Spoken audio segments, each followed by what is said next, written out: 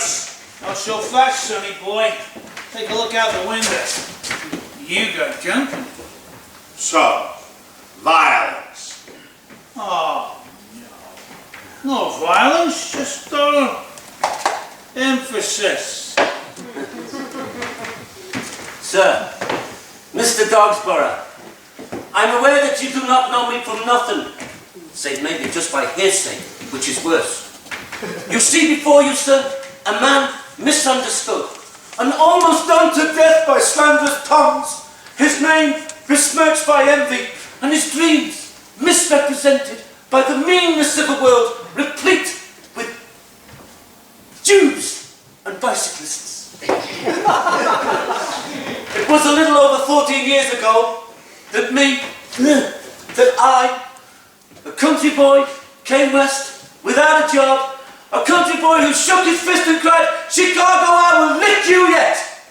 I wasn't altogether unsuccessful, though I did it all alone, save for the help of 7 solid buddies standing by, who, like myself, without a pot to piss in, yet firm in their determination to carve themselves a little piece of goose, which God Almighty cooks for every Christian. That band of 7's grown to 30 now, and there'll be more of us, I guarantee. But you ask yourself, what do we want from me? Not much. Just one thing, that's all I ask. I don't wish to be misunderstood no more, and treated like some greaseball racketeer or buccaneer or whatever else in this town they call me. I want respect. Not at least from the police, whom I've always so appreciated.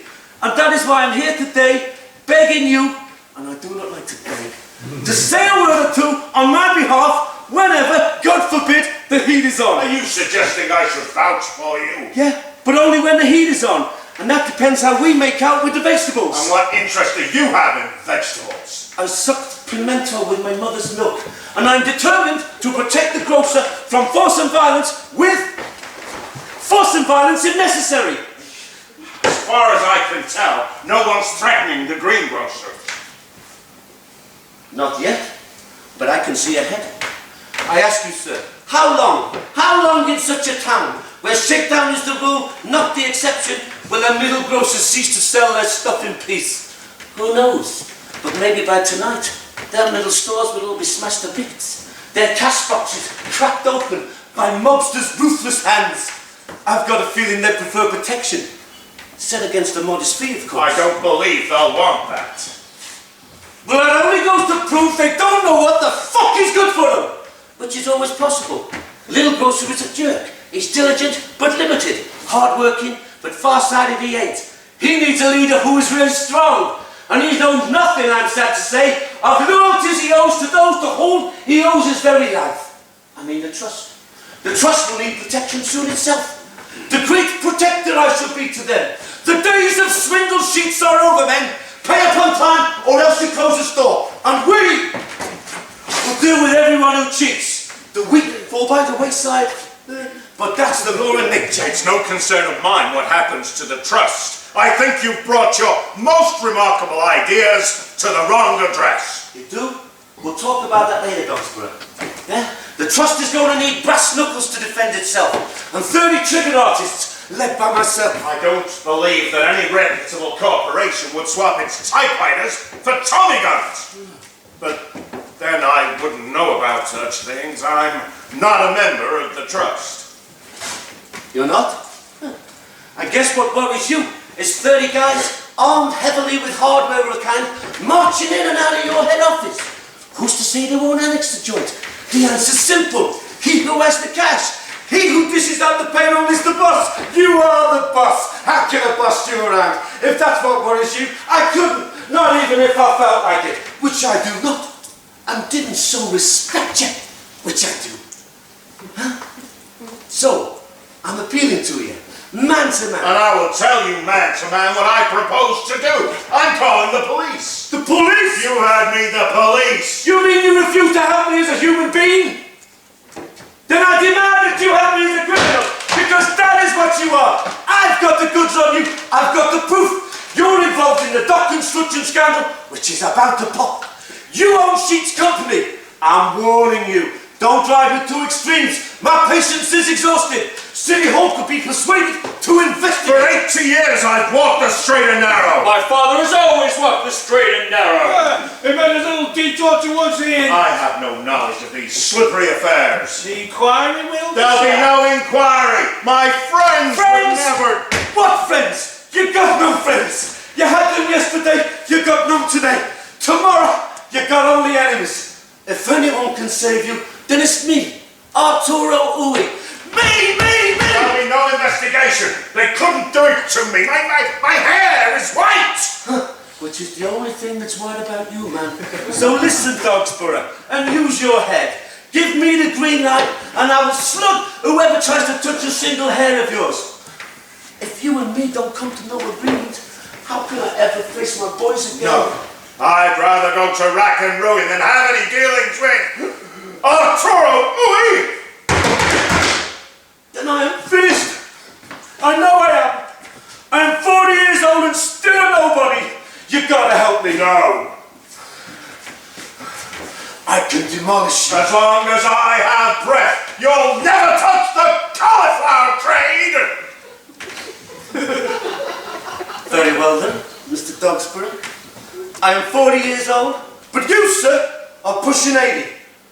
And with a little help from Almighty God, I will outlive you, sir. With me, it's cauliflower or bust. One day, the vegetable business will be mine. And I say never! Come, Roma, we're leaving.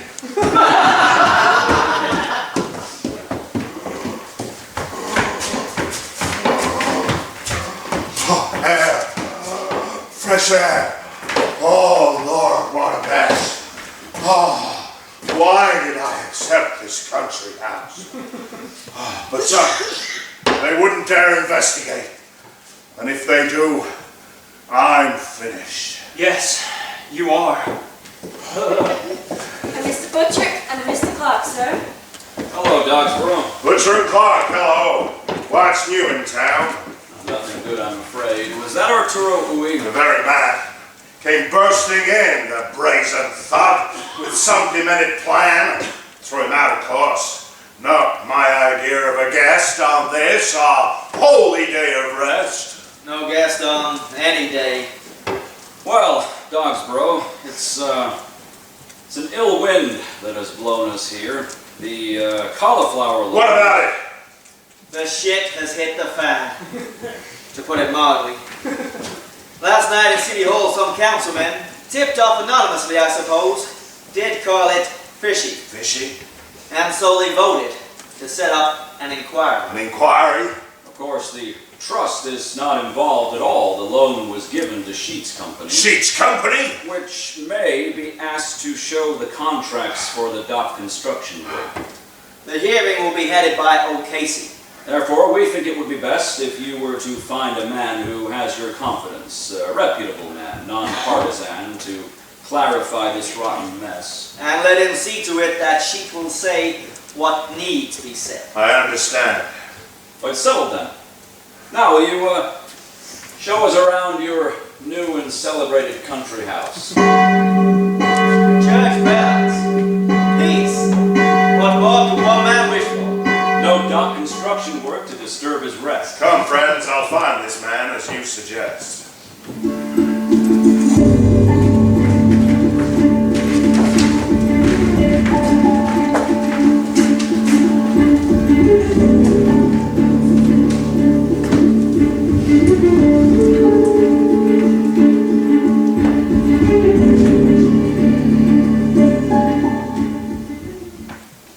What takes our man so long? When this inquiry starts, he must be here. He's bringing Sheet, unless they didn't come to an agreement. I hear they haggled all night. Sheet's got to prove that he's still the owner of that shipping company. Poor Sheet. It's not exactly milk and honey for him to publicly admit that he's a crook. He'll never do it. Sure he will. He must. Why should he take the rap and go to jail for 5 long years? Because he'll come out rich. And Mabel Sheet is in love with luxury. Even today, Sheet still loves his Mabel. And as for jail, you'll never see the inside of a cell. You leave that to Dogsborough. I got news hot off the press. Sheet's been found dead. Oh dear. In his hotel. A ticket in his pocket for the Santa Fe. Guess they didn't come to an agreement. Sheets, Dad! Murdered. Dogsborough, are you ill? It will pass, sir. Smith, let the public in, for this inquiry shall commence forthwith. Good morning, gentlemen. Death of Sheet. The unexpected death of Sheet deals quite a blow to this inquiry. The unexpected often comes as no surprise, and what's expected catches us off guard, but that's life for you. Well, here I am, my friends, already set and go with many questions. I do hope you won't refer them back to Sheet, for Sheet has been very silent since tonight, according to the papers. What are you hinting at? The loan was paid directly to Sheet's company. You're right, Dogsborough. Is it the air? It seems unfair to me that Sheet, who'll soon be shoveled under the earth, should bear this kind of dirt as well. Well, and I suspect. It would be wise if you did not suspect so much, O'Casey. We have laws against malicious slander. What are these innuendos, gentlemen? Dogsborough's picked a man to clarify the situation. Let's wait for him. He'll bring the truth. And nothing but the truth. Oh, then he must be an honourable man, which would be very nice. And what a change. He is what he is, all right? And here he comes. Hello, Clark. Hello, Uwe.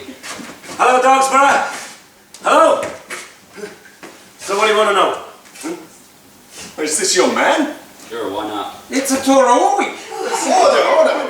Dogsborough, you can't be serious. Silence is most eloquent.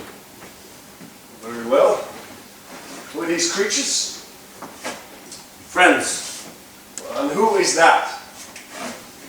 Ernesto Roma, my social secretary. I see. You're the man who has Dogsborough's confidence and would now like to have ours as well. Well, very well. We'll begin. Where are the contracts? What kind of contracts? They're contracts which Sheet's firm has pledged to sign with building companies for the extension of his dock facilities. I don't know nothing about no contracts. No. You mean they don't exist? You've been in touch with Sheet. Hey, whoever says I lied my eyes on Sheet is nothing but a dirty liar. Forgive me, I merely thought you might have seen him. After all, you looked into the incident, or didn't you? I did. And was it fruitful, your investigation? You bet your ass. Yeah. It ain't so easy to establish truth. Yeah. And pleasant it is not. When Mr. Dogsborough persuaded me to serve the city by inquiring into what the cat brought in concerning certain city funds, I discovered, to my greatest horror, that those funds had been misused. Fact number one. Fact number two, who misused them? Here too my efforts met with great success. The guilty party making Oh, who is he? Why, Sheet, of course. Ah, Sheet. Silent Sheet. Unholy Sheet. Sheet you haven't ever seen at all. What are you looking at me for? Get Sheet up here. He's dead, or didn't you know? He's dead? I was in Cicero with Roma here. That's why we didn't know. You know, I think that's strange. Do you think he's really chanced that he should die just now? A chance? No.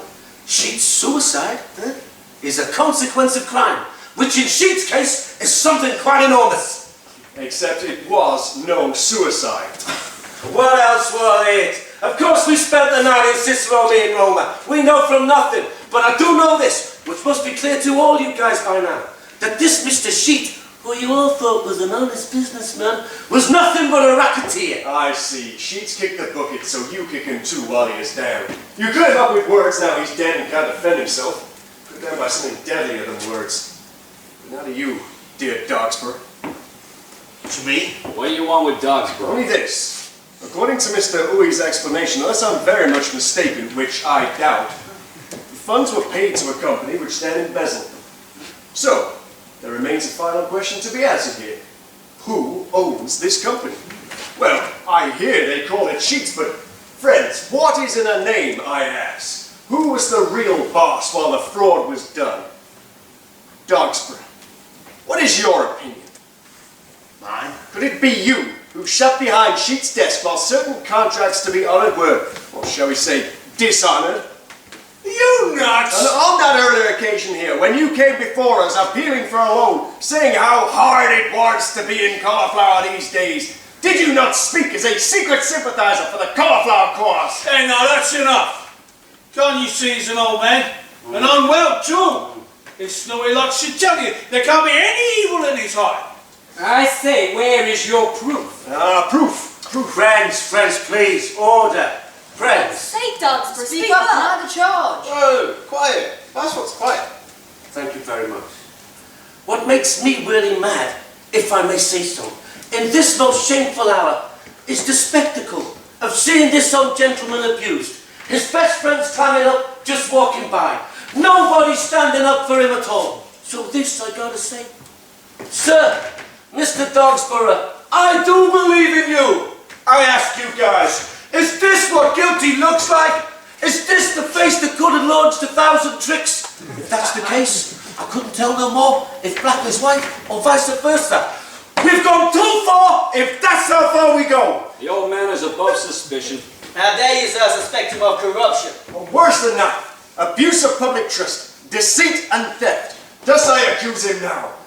That shipping company which we've heard so much about, in fact belonged to Dogsborough.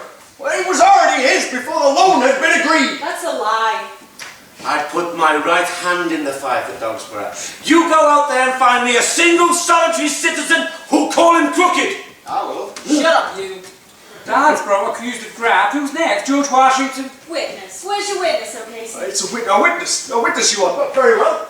Smith, call the accountant. Bowl.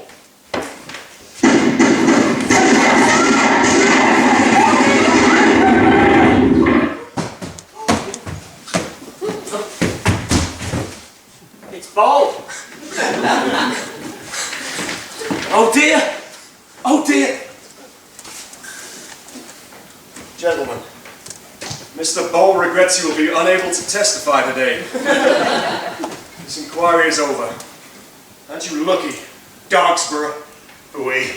Get me out of here! Congratulations, Mr. Dogsborough. I like things clear cut. You made your choice. This is the way it is, and I rejoice.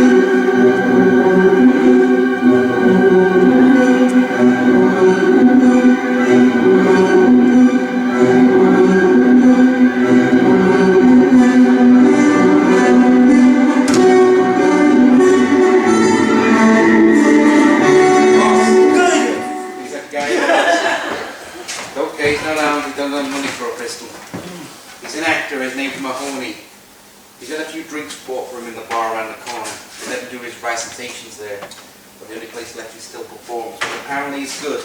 He does them classics. Hey, listen. I've been informed that my pronunciation ain't quite perfect. And since it's getting unavoidable that I should utter me certain words in public here and there, certain political type words, I want to take me Elocution. Yeah, that's it, yeah. Also, how to make an entrance. Yes, sir. We got mirrors. Let's start with the walking. How do you guys walk in the theatre. Ah, you must be referring to the grand classical style. Romeo, Hamlet, Julius Caesar. And, well, Miss Ruey, you've come to the right man. Mahoney can teach the grand manner in 10 minutes. Gentlemen, you see before you a tragic case. I've ruined myself with Shakespeare. Shakespeare who? Shakespeare, the English playwright, you know. If it weren't for the bard, I'd be treading the boards on Broadway now. Oh, the tragedy of the act hall. Stop chewing the scenery, Mahoney! They screamed at me. This is not Shakespeare, it's Ibsen. Ibsen. Art, says I, knows no boundaries, and I am an artist, oh yes. Seems to me you got the wrong man, Chief. He's a has-been.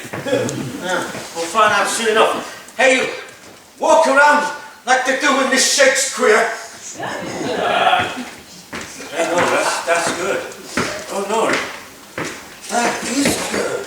Yeah. That's good. You can't walk around like that in front of the grocers. It's unnatural. What do you mean unnatural? When I walk into a meeting, I want people to notice I'm walking in.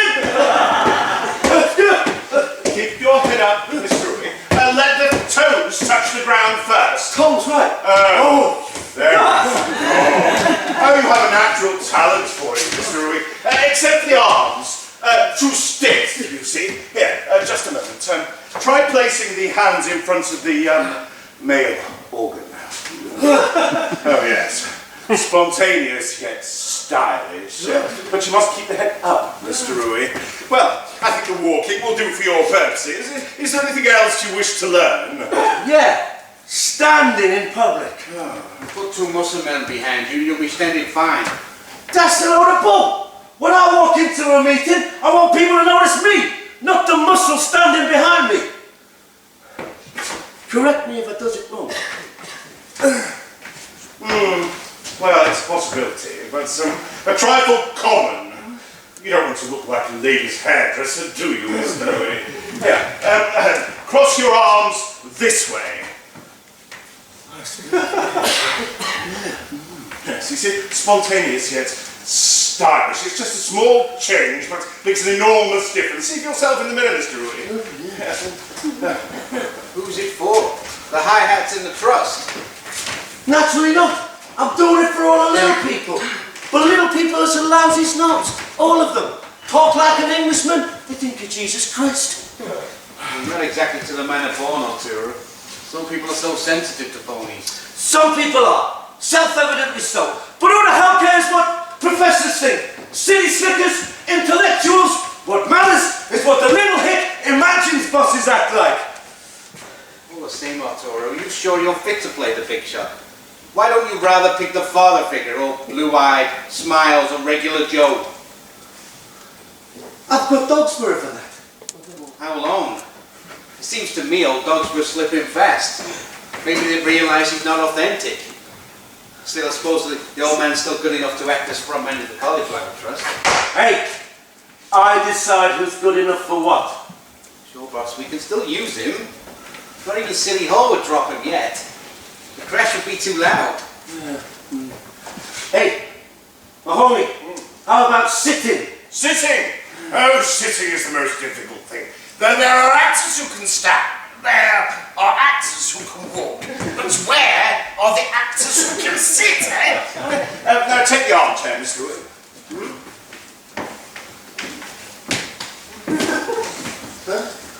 Don't sit back. Hands on thighs parallel with the diaphragm. Elbows away from the body. Now, how long can you sit like that, Mr. Ruey? As long as I like. Oh, that is perfect, Mr. Ruey. You considered his replacement yet? Even the Joker's my candidate. He has a certain mass appeal. Though he ain't got no mass to appeal to yet, but he can play the clown and has a belly laugh so loud he can bring the plaster off the ceiling. I wish though you can get him to keep that habit of collecting hats. What kind of hats? Well, the hats of the people he shot. Not nice. He likes to walk around outside promenade wearing them. It's disgusting. I ain't